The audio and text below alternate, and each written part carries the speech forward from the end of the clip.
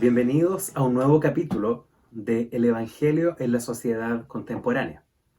En esta ocasión vamos a detenernos en la vida del Señor Jesús para considerar algunos episodios particulares que nos ayuden a comprender la forma en que el Señor se relacionaba con las personas y lograba tocar lo más profundo de sus corazones.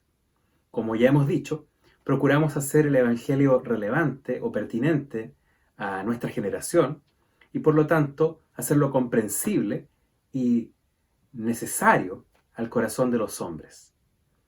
Si bien la vida de Jesús es rica e inagotable, nosotros no buscamos de alguna manera hacer un estudio acabado o una palabra definitiva respecto al método de evangelización del Señor Jesús.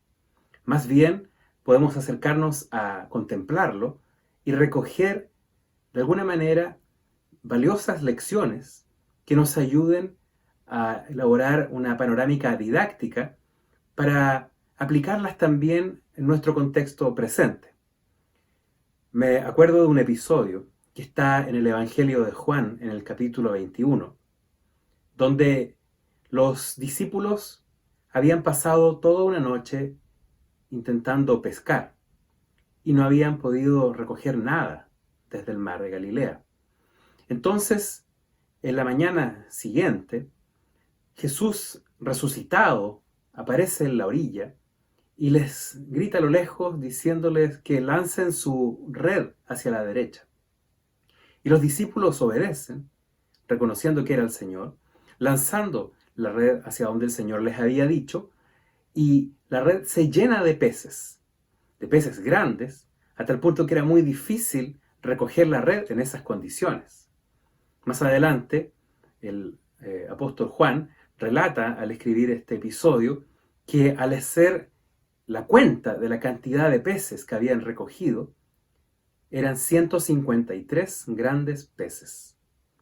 Esto, sin duda, es un dato muy significativo, porque que un evangelista haya decidido registrar el número de peces que habían en esa red, significa que el Espíritu Santo le quiso dar un realce.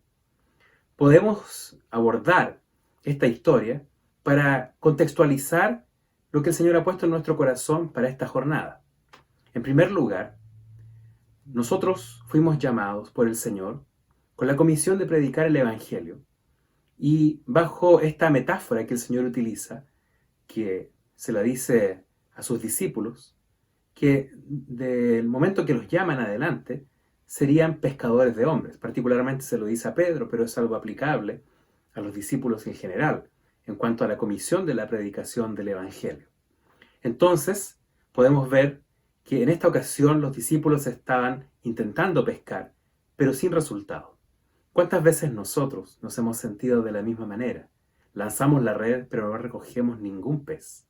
En esta ocasión el Señor dio la instrucción y los discípulos siguieron la voz del Señor y la red no podía ser contenida por el número de peces que había allí. Decía que 153 es un número significativo y se ha propuesto, a partir de muchos autores, diferentes significados para este registro del evangelista Juan. Entonces, nosotros podemos acordarnos de nuestro hermano Christian Chen y de alguna manera traer a la memoria que nuestro hermano, en uno de los entrenamientos llamado el dedo de Dios, relatando este milagro particular de Jesús resucitado, menciona que nuestro Señor, en los registros de los 4 evangelios, tiene una relación individual o personal con 153 hombres y mujeres. Es algo muy precioso y es un detalle que pretendemos compartirles en breve como material digitalizado. Las citas en las cuales aparece el Señor relacionándose en alguna ocasión con 1 o con 2 o 10 o más personas, pero que en la suma de ellas son 153 personas. Entonces guardemos eso en nuestro corazón. En segundo lugar, es un número significativo porque es un número matemáticamente muy particular. Es un número triangular dentro de sus características, lo cual significa que en la suma de los dígitos el número 153, desde el 1 más 2 más 3 más 4 hasta el número 17, suma finalmente 153. En otras palabras, el número 153 es el 17º número triangular. Eso significa que, de alguna manera, está relacionado al 17. Y según Hechos capítulo 2, son 17 las naciones o la diversidad de pueblos que estaban allí en Jerusalén para ver lo que ocurriría en el día de Pentecostés, escuchando los milagros del Espíritu Santo operando en el corazón de los hombres, luego de haber oído la palabra del Evangelio de Jesús muerto, resucitado y glorificado. Eso nos habla de diversidad en cuanto a las personas que responden a la voz del Evangelio. De manera que podemos ver esta pesca significativa con esperanza. En otras palabras, el Señor puede salvar por el Evangelio a todo tipo de personas, aún a las que creemos más difíciles, porque Él es un verdadero pescador de hombres. Por otra parte, ese número diverso de personas puede ser alcanzado de diversas maneras, y son siempre grandes peces para el Señor, porque el Señor se ocupa de ellos de manera particular. Tú y yo podemos de alguna manera relatar una experiencia propia con el Señor. A pesar de que nuestro Señor físicamente no está presente, la manera en que tocó los corazones de cada uno de nosotros ha sido de una forma singular, significativa, algo que es una experiencia tuya con Dios, porque verdaderamente nuestro Señor sabe alcanzar la singularidad de nuestras almas. Entonces, quisiera invitarte a contemplar un episodio interesante para ver la forma en que el Señor dialogaba con las personas. Pero antes, permítanme colocar aquí la definición de esta palabra diálogo que vamos a comenzar a utilizar en este estudio y en el siguiente. Cuando hablo de diálogo, me refiero a una conversación intencionada que promueve la participación de al menos dos partes para que puedan llegar a asuntos más profundos. Particularmente en nuestra predicación del Evangelio, ese asunto más profundo es que avanzando distintos grados de relaciones con las personas, en un momento tendremos la estructura suficiente de confianza, de relevancia, para presentar la obra de Cristo en la cruz y el significado de su resurrección. Pero eso lo hacemos entablando conversaciones y vinculándonos con otros a un punto en que podamos llegar a conversaciones más profundas. Entonces, Jesús tenía la habilidad de llegar a la profundidad del corazón de los hombres. Ese es un aspecto muy precioso en la vida de Jesús. En todas las relaciones que podemos encontrar en los evangelios que nuestro Señor Jesús promovió, Él llegaba verdaderamente al punto concreto a través del cual las personas se encontraban cara a cara con Dios y debían tomar, de hecho, una decisión. Así es el relato que vamos a considerar en el Evangelio de Marcos, en el capítulo 10. Si bien podríamos abarcar todos los relatos de los Evangelios y sacar lecciones de cada uno de ellos, al menos en esta historia vamos a tomar dos grandes principios para considerar. Marcos capítulo 10 está, a partir del verso 17, la historia del llamado joven rico. Y este joven se acerca corriendo hasta Jesús y le dice: Maestro bueno, ¿qué haré para heredar la vida eterna? Si nosotros colocamos atención a la pregunta del joven rico, en realidad el joven, en las condiciones que llega a Jesús, aparentemente estaba buscando apenas algo que le faltaba para la vida eterna. Como si de alguna forma él hubiese obtenido todos los logros de su vida a temprana edad. Muy parecido a la idea de éxito que promueve la sociedad en la que vivimos.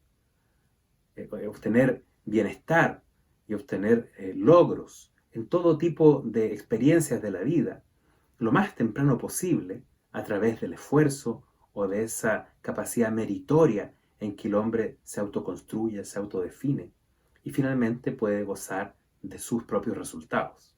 Sin embargo, aquí nuestro Señor consigue inmediatamente llegar al punto concreto del corazón del joven. ¿De qué manera? Respondiéndole con una pregunta, su pregunta. Y aquí abro también un camino interesante, y es que muchas veces las preguntas que otras personas nos van a hacer no deben ser inmediatamente respondidas en lo concreto de eso que nos están preguntando, sino más bien debemos procurar responder a la persona y no necesariamente a la pregunta. Y muchas veces responderemos las preguntas con preguntas y no necesariamente con respuestas categóricas. Entonces, el Señor le dice, ¿por qué me llamas bueno? Notemos aquí que la pregunta que Jesús hace es tan interesante porque permite traer a luz las suposiciones culturales o religiosas que el joven había traído a los pies de Jesús. ¿Qué suposición cultural o religiosa? Que Jesús era un maestro bueno. Pero el Señor le dice, ¿por qué me llamas bueno? Y agrega, ninguno hay bueno, sino solo uno, Dios. Jesús tenía una forma tan particular de llegar a lo profundo del corazón del hombre, que el joven se ve inmediatamente confrontado a dos grandes conclusiones a las que debería responder.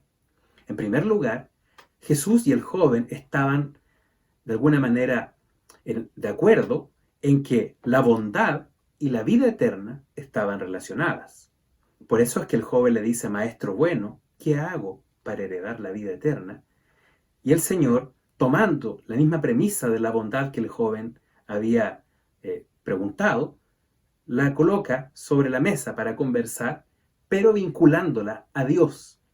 Entonces, el joven debía concluir también que si Dios es el único bueno y él reconocía en Jesús un maestro bueno, entonces al menos Jesús era un maestro venido de Dios.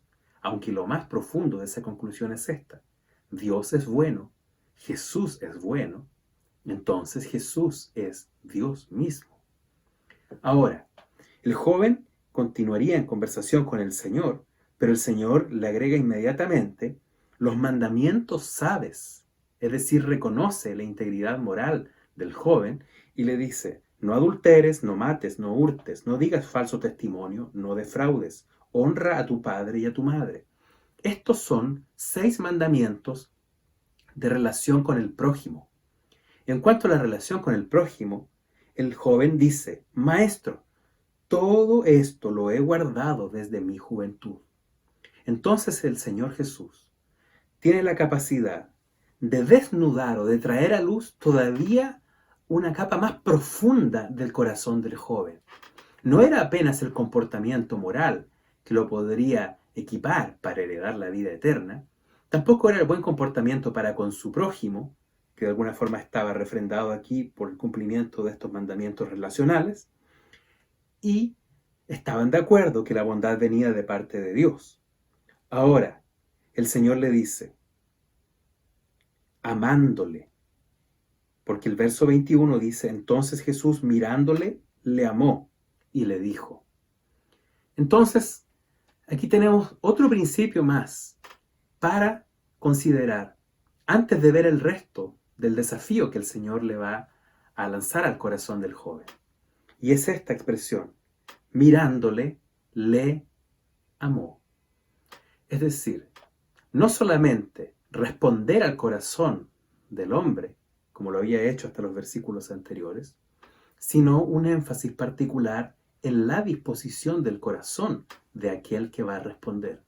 Y Jesús es totalmente admirable en este pasaje, porque el Señor le ama, y le ama de tal manera que cuando le va a proponer un desafío, verdaderamente está considerando en su corazón cómo aquel impacto de la verdad de alguna forma iba a dolerle a aquel joven, pero con el fin o el ánimo de poder salvarlo verdaderamente. Ahora, la hermana Amy Carmichael en un poema llamado El amor del Calvario, dice: si cuando yo voy a decir la verdad, no siento de alguna forma dolor por aquel que me va a oír y la verdad le va a herir, entonces nada conozco del amor del Calvario. Guarda eso en tu corazón, porque verdaderamente Jesús era aquella expresión genuina de amor que más tarde se vería reflejada en la cruz del Calvario. Nuestro Señor se compadece de nuestras debilidades en el amor que nos tiene, y verdaderamente quería proponer un camino de salvación para este joven. También considera esto. Primero los Corintios, capítulo 13, es el pasaje por excelencia para definir las características que tiene este amor de Jesús. Y el apóstol Pablo nos va a introducir en estas características a través de tres grandes líneas de argumentación.